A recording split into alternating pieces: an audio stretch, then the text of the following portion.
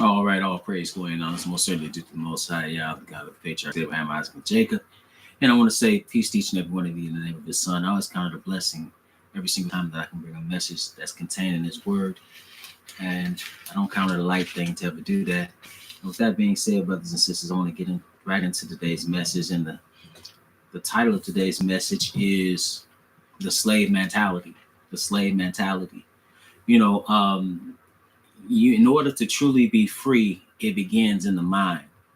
And slavery also is such. That is also the mind. You can have a slave mindset, so much so that you can be a slave with no shackles, no fetters, no iron, and you can still be just as enslaved as a person that's tied down. A person that could be tied down, thrown in a cage, but in their mind, they don't have the mind of one that is in captivity. They simply are in a state of captivity. And so I want to point this out in the Bible and how you can see how the people of old had a slave mindset. Okay. And with that kind of mindset, you can't really truly know freedom. Let's pick it up at Exodus, the 3rd chapter, because here we see the process of freedom. And what the Lord does here is he rises up one that is brought to the people to deliver the people. This is Exodus, the 3rd chapter, and verse 10. So here's the call that Moshe receives. It says in verse 10, "Come now, therefore, and I will send thee unto Pharaoh, that thou mayest bring forth my people, the children of Israel, out of Egypt." And Moses said unto God, Who am I that I should go unto Pharaoh, and that I should bring forth the children of Israel out of Egypt? And he says, Certainly I will be with thee, and this shall be a token unto thee that I have sent thee. When thou hast brought forth the people out of Egypt, ye shall serve God upon this mountain. So now, when it comes to the Lord and his people, he said, you're going to serve him in that mountain. And notice, you have to come out of the land of which you are a captive. Okay? You have to come out of that land. It says, and Moses said unto God, Behold, when I come unto the children of Israel, and shall say unto them, The God of your fathers hath sent me unto you, and they shall say to me, What is his name? What shall I say unto them? And God said unto Moses, I am that I am. And he said, Thus shalt thou say unto the children of Israel, I am, has sent me unto you. And understand that this was a spirit, this was spiritual, and it came out. He led them out, and eventually they went into the wilderness, and we'll see what happened there. And they go into the promised land, those that make it in, but they have to go and take that land. Okay, but now let's pick it up at Exodus, the 9th chapter, because you see this divine call, and it wasn't just a call. So the one that is to deliver, he's moved by the Most High to do this. And then what do you see? You see a demand to be free. You're not going to be, if you're in bondage, you're not going to be free without a demand, without speaking truth to power and then making a demand from power. Power never concedes nothing. Was it Frederick Douglass said power concedes nothing without a demand? It never has and it never will. That's not how it works. It's not going to work with you pussyfooting.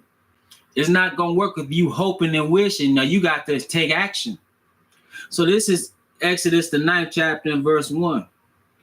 It says, Then the Lord said unto Moses, Go in unto Pharaoh and tell him, Thus saith the Lord God of the Hebrews, Let my people go, that they may serve me. Now imagine the seriousness of what he did. That'd be like you going to the upper echelons of this government and telling them, you better let my people go. It's the same thing.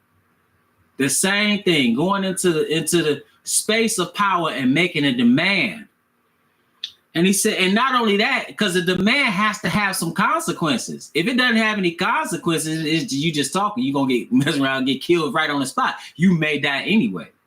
But he said, For if thou refuse to let them go and will hold them still, behold, the hand of the Lord is upon thy cattle, which is in the field, upon the horses, upon the asses, upon the camels, upon the oxen, upon the sheep. There shall be a very grievous murrain. Okay, so what did he tell him? He said, it's going to cost you something if you don't let us go. It said, the Lord shall sever between the cattle of Israel and the cattle of Egypt, And there shall nothing die of all that is the children of Israel's. And what you want to be on a battle like this is on the Lord's side. And the Lord appointed a set time, saying, tomorrow the Lord shall do this thing in the land. And the Lord did that thing on the morrow. And all the cattle of Egypt died, but of the cattle of the children of Israel died not one. It says, and Pharaoh sent, and behold, there was not one of the cattle of the Israelites dead. And the heart of Pharaoh was hardened, and he did not let the people go. So just because of that, he didn't let them go. It wasn't an easy struggle. Struggle is not easy. To be free is not easy. This is Exodus, the 14th chapter. Because now you're going to see the mindset of the people. So he poured plagues on Egypt, right? And notice what happens here. So they're in verse chapter 14 and verse 5, notice what it says, because he's pursuing the people. See, and quite frankly, the true cost of freedom is death. Even spiritually speaking, is death. Because even whether you're talking about you dying, or whether you're talking about actually giving up your life for your faith to gain eternal life, that's true freedom. Freedom from being bondage into death and to sin. But as a people, speaking just physically as a people, notice here, this way in which Moses or Moshe tries to lead the people, he hears the call from the Lord, and he goes into the upper echelons of power, and he makes a demand, and he's on the Lord's side. And the Lord is with him, and the Lord is with the elders of those people, and the Lord is with those people. But the people who have been in bondage have a slave mentality. So it said Exodus 14:5, and it was told the king of Egypt that the people fled, and the heart of Pharaoh and of his servants was turned against the people. And they said, why have we done this, that we have let Israel go from serving us? And that shows you the mindset of the enslaver. See, the one that enslaves in this regard, I'm not talking about somebody working for you and getting a wage. I'm talking about how he did Israel, or how we were done in this country for hundreds of years. That's a certain mentality. So that's a certain mentality to which you say, these people, I own these people. And as a matter of fact, when it comes, who are they to go away from me? They're less than me. They're less human than me. They're less valuable than me. They're less intelligent than me. They're less beautiful than me. They are for my purposes and my purposes alone. Why have I let them go? Verse 6, well, it's because the Lord was dropping those plagues. But nevertheless, it said, he made ready his chariot and took his people with him. And so you think about it, you're going to kill some people. You're going to go after some people. How dare you think you can be free from me? He made ready his chariot and took his people with him. And he took 600 chosen chariots and all the chariots of Egypt and captains over every one of them. And the Lord hardened the heart of Pharaoh, king of Egypt. And he pursued after the children of Israel. And the children of Israel went out with an high hand because they spoiled the Egyptians. See, coming out of bondage, we understand that this is actually a dowry that the Lord was paying for his bride. When you really understand, you read that in Ezekiel, it's explained. But ultimately, if you have been working for some people, you should have something at the end. See, when you look at what happened with us, and when we got so-called emancipation, all these silly Negroes talking about Juneteenth, listen, that's not true freedom. You never received true freedom. Why do I say this? Because number one, you didn't come out of Egypt out of bondage with anything. You didn't come out with anything. Next, you didn't go home. So you didn't go home and have land. You don't really have true land here. You don't have true freedom here. You don't have land and you don't have sovereignty. That's what freedom actually is. Land and self-determination. If you don't have that, you don't have anything. You have an illusion of freedom. And that's what the Negroes, African Americans, blacks, the true Israelites in this land, that's what they have. They have an illusion of freedom. So you can buy a car, you can buy a house, or you think you can buy a house. But nevertheless, that's not true freedom. Because at the end of the day, you don't have self-determination in an area that you control. You don't have your own potentates, your own kings, your own prime ministers. You don't have that. Your own nobility, your own intelligentsia. You don't have that for real. What you are is a master servant in the American diaspora. You never went home, so you never truly had freedom. But you see the slave mentality here on display. Let's keep reading. So it says in verse 9, but the Egyptians pursued after them all the horses and chariots of Pharaoh and his horsemen and his army, and overtook them encamping by the sea beside Pihahiroth before Baal-zephon.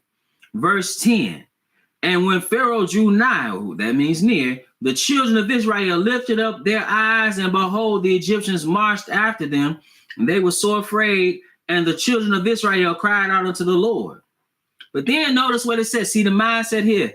It says, and they said unto Moses, because there were no graves in Egypt, hast thou taken us away to die in the wilderness?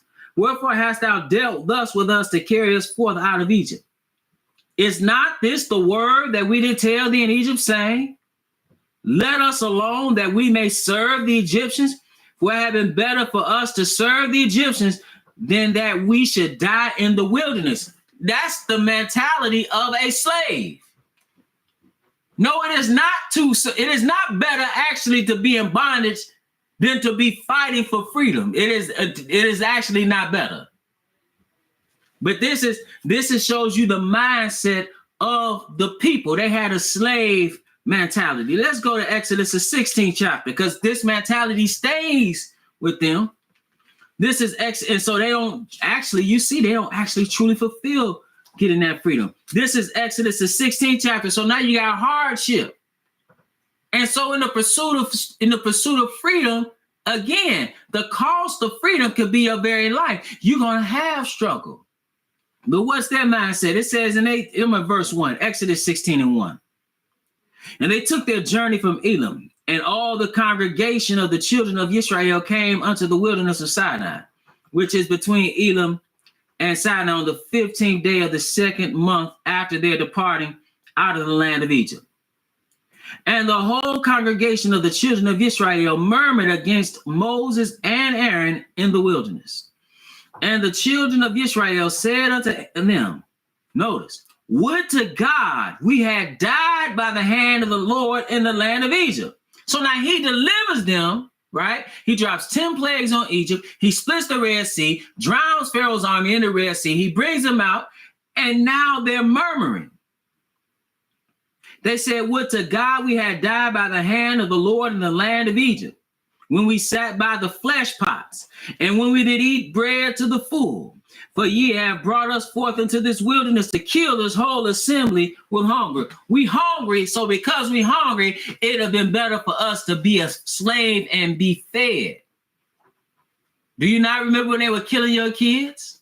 But do you not remember when they had you in a hard bondage in mortar and in brick? Do you not remember the oppression? Do you not remember the beating? Do you not remember? You can read historically where it seems like you can see some Semitic people in the mines, where they have writings in some of these mines and that were associated with the Egyptian kingdoms, where you had these people and they say, Yahuwah, save us or save me from the mines. You forgot that. Let's pick it up in Numbers, the 11th chapter. Numbers, the 11th chapter. So you see the mindset of this people. They don't have the mindset to be free, because this is where freedom begins. This is where it starts, in the mind. This is Numbers 11 and verse 16. It says, and the Lord said unto Moses, gather unto me 70 men of the elders of Israel, whom thou knowest to be the elders of the people, and officers over them, and bring them unto the tabernacle of the congregation, that they may stand there with thee. And I will come down and talk with thee there, and I will take of the spirit which is upon thee, and will put it upon them, and they shall bear the burden of the people with thee, that thou bear not thyself alone. And you can't do it alone as a leader. You need others They may not be to the same level as what the Lord gave you to do, but they are a part of that liberation struggle. They are part of getting people free. So it is spiritually. Like you may have a bishop or a pastor as a head, and he has pastors up under him. I'm talking about true men of the Lord. And they all they're in pursuit of what? Getting people free. Free from what? Free from bondage and sin by telling them the gospel message and keeping them on the right path and not letting them go back into Egypt or telling them something that would lead them back into Egypt. And Egypt would represent what? Bondage. Don't go back into the world because there's slavery there. There's sin there. There's ultimately death there. You cannot have true personhood unless you have freedom. But it says, and say thou unto the people, sanctify yourselves against tomorrow, and ye shall eat flesh. For ye have wept in the ears of the Lord, saying, notice, who shall give us flesh to eat? For it was well with us in Egypt. Therefore the Lord will give you flesh, and ye shall eat. All right. So you want something to eat? I got something. He said, ye shall not eat 1 day, nor 2 days, nor 5 days, neither 10 days, nor 20 days, but even a whole month. That's 30 days, until it come out of your nostrils, and it be loathsome unto you, because that ye have despised the Lord which is among you, and have wept before him, saying, why came we forth out of Egypt? Why we said, he didn't make you to be a slave. He made you to be a human being, reaching the fullness of humanity and ultimately being what he is. But what can take place is that could be taken from you. You can be born into slavery. Somebody can capture you and make you into a slave, but understand that you are a man. So you can't actually even be a man and a slave at the same time. I'm going to say that again. You cannot actually be a full-fledged man and be a slave at the same time. Why? Because true manhood would require that you would kill your slave master under certain circumstances. I'm gonna say it again. True manhood would cause you to kill your slave master, even if it costs you your life. If he touch your wife, death. If he touch your daughter, death. If he try to steal your kids, death. If he's trying to bind you, death. That's why when you look at the revolutionaries, the true ones, they chose death over being enslaved. But the one with because they didn't have a slave mentality. And that's some of the ones where they had to rip apart in front of people. They had to maim, they had to castrate. They had to do these things unto them to bring everybody else into subjection through sheer fear and terror.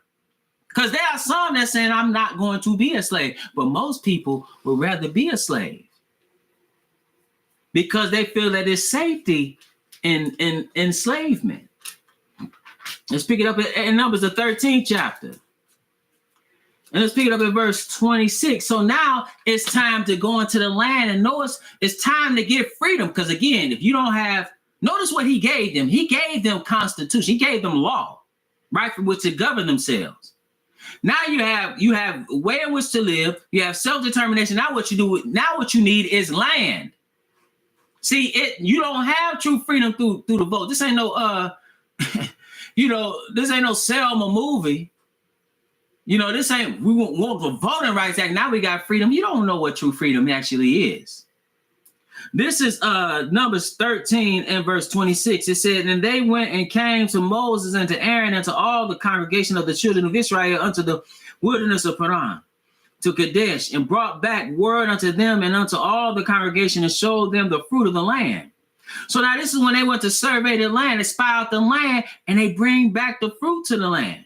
They bring back word about the land. And they told him and said, we came unto the land whither thou sentest us, and surely it flowed with milk and honey, and this is the fruit of it. And this, notice and understand, this was a part of the covenant that was established hundreds of years prior with Abraham. He said, surely your seed, they're gonna go into land that's not theirs. They're gonna serve them 400 years. They're gonna come out with great substance, and they're gonna have this land. So that was the promise of land that they kept and understood. So now they showed them a land of Canaan, But then it said, nevertheless, the people be strong that dwell in the land, and the cities are walled and very great. And moreover, we saw the children of Anak there. The Amalekites dwell in the land of the south, and the Hittites and the Jebusites and the Amorites dwell in the mountains, and the Canaanites dwell by the sea and by the coast of Jordan. And Caleb, see, one who didn't have a spirit of fear, he didn't have a slave mentality, and Caleb stilled the people before Moses and said, let us go up at once and possess it. We are able to overcome it. That's what it takes. And no, I would say something to you. The price of this is bloodshed. They didn't go into those. When they went in and actually went and took the land, many of them died. So you just think they walked in and just took the land. Not one of them died. They took the Lord was with them. Yeah, the Lord was with them, but they died. Many of them died in the process. And they went and took the land in warfare. That's what they did. That's what they did. They didn't do all that so they could get the right to vote. Who you gonna vote for? I always say the devil or Satan. I wonder. Lucifer. That's the third party. They all the same. But now it said here in verse 31, but the men that went up with him said, we be not able to go up against the people, for they are stronger than we. You don't really actually believe in the covenant. You don't actually believe that the Lord is real. You really don't believe that your progeny can have a place of their own. And they brought up an evil report of the land which they had searched unto the children of Israel, saying, the land through which we have gone to search it is a land that eateth up the inhabitants thereof, and all the people that we saw in it are men of a great stature. So they said, there we saw the giants, the sons of Anak, which come of the giants, and we were in our own sight as grasshoppers, and so we were in their sight. But you know one thing, they're not bigger than the Most High. They're not bigger than Yah. They're not bigger than the Lord. So what are you afraid of? You just came out of Egypt. Let's go right into the 14th chapter of Numbers. Because notice again, the slave mentality.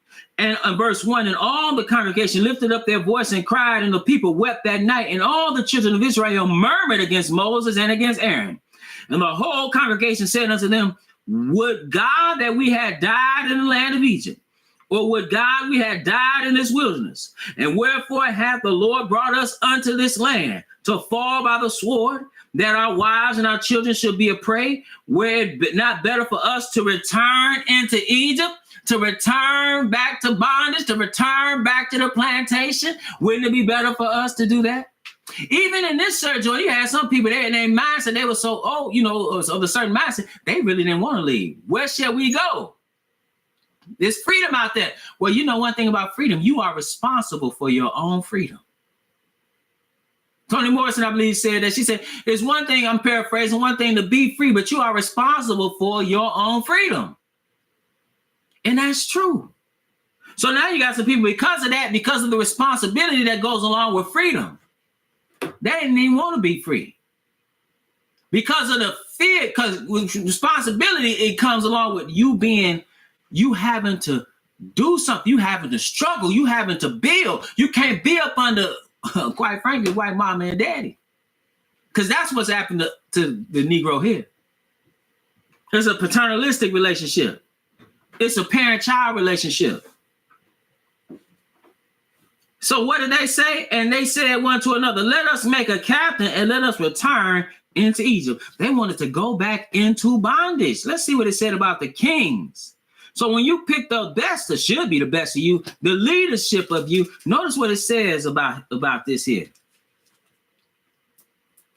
Now, when he said in Deuteronomy 17 and verse 14, and when thou art come unto the land which the Lord thy God giveth thee, and shall possess it, and shall dwell therein, and shall say, I will set a king over me, like as all the nations that are about me. Thou shalt in any wise set him king over thee, whom the Lord thy God shall choose. One from among thy brethren shalt thou set king over thee. Thou mayest not set a stranger over thee, which is not thy brother. So first of all, if you're going to have a king, he was the people's king. The Lord was. But when he put it in the hands of man, he said he's going to choose a king, and he had to be an Israelite. It couldn't be somebody of another nation. You can't have somebody of another nation leading you. But we always looking for somebody of another nation to lead us. But then it said, but he shall not multiply horses to himself, nor cause the people to notice this, to return to Egypt to the end that he shall multiply horses, for as much as the Lord hath said unto you, ye shall henceforth return no more that way. No longer should you be a slave, but you chose slavery. That's just like spiritually speaking. When you disobeyed the Lord and went after sin and these other gods, you chose slavery. You chose bondage.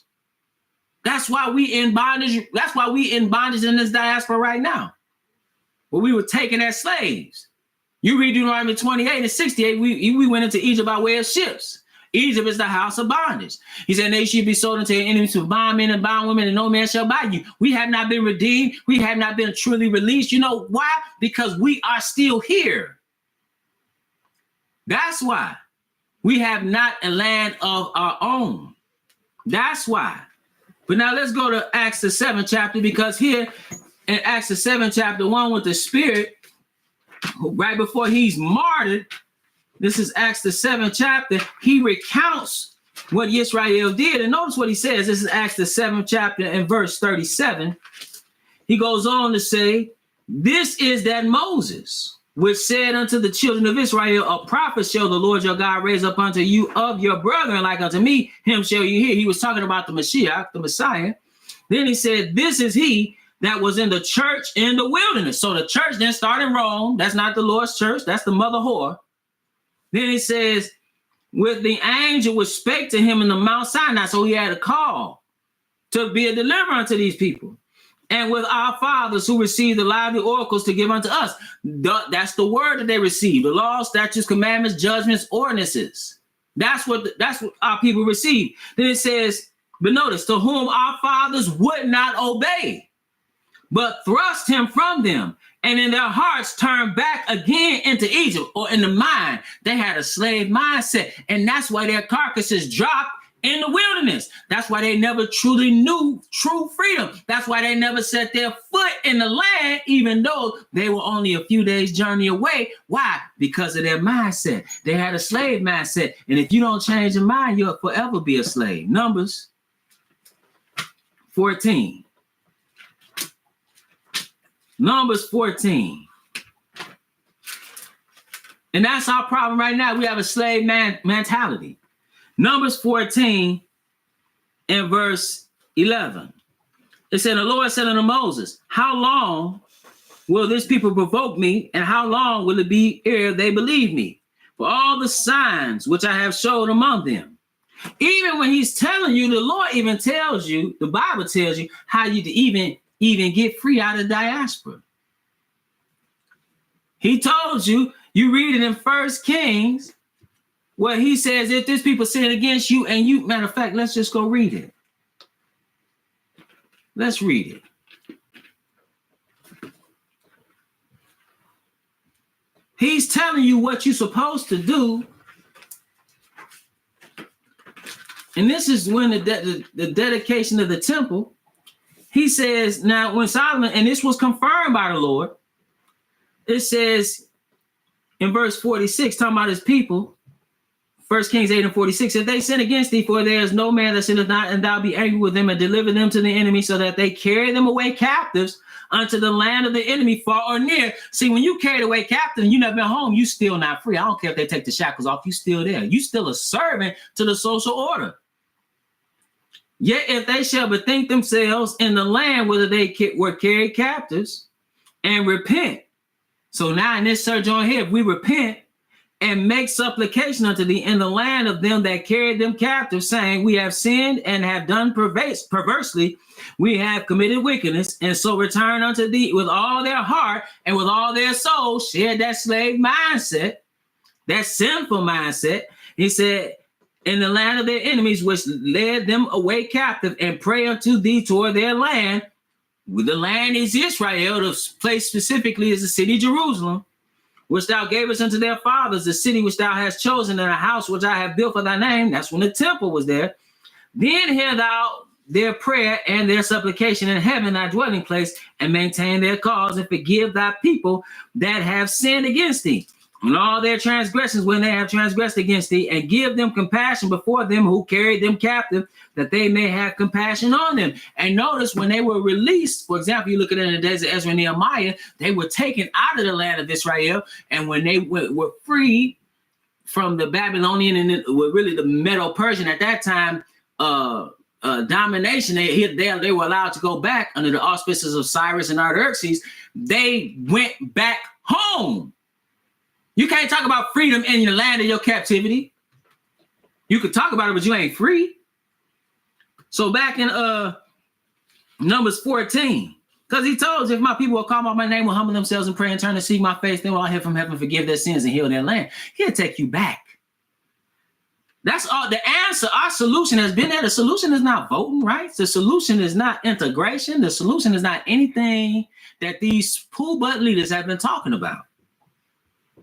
He said, I will smite them with the pestilence and disinherit them, and will make of thee a greater nation and mightier than they. So he was tired of Israel, and he said, I'm going to kill him. And then Moses interceded, and Moses said unto the Lord, then the Egyptians shall hear it, for thou broughtest up this people in thy might from among them.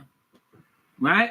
So now at a certain point, though, if he is just, he has to bear out judgment. That's why eventually he had to deal with Israel in that manner. But now let's skip down to verse 20, because the Lord said, well, I'm not going to kill him at this moment. He said, the Lord said, I have pardoned according to thy word. But as truly as I live, and we know he's eternal, the Lord lives. He's the God that living, not the dead. All the earth shall be filled with the glory of the Lord, because all those men which have seen my glory and my miracles, which I did in Egypt and in the wilderness, and have tempted me now these 10 times, and have not hearkened to my voice. So you don't want to listen. You can't listen because you got the bad mindset. Surely they shall not see the land which I swear unto their fathers, neither shall any of them that provoke me see it. You're going to die a slave. You never reached full freedom. You died en route to being free. So it said, but my servant Caleb, because he had what? Another spirit. He was encouraged. He said, let's go. We can take the land. But my servant Caleb, because he had another spirit with him and had followed me fully, him will I bring into the land whereunto he went, and his seed shall possess it. Because it's about your progeny. These Negroes, they can't wait to kill their children. But it's about what's for your children. And that's true freedom. Again, self-determination and land.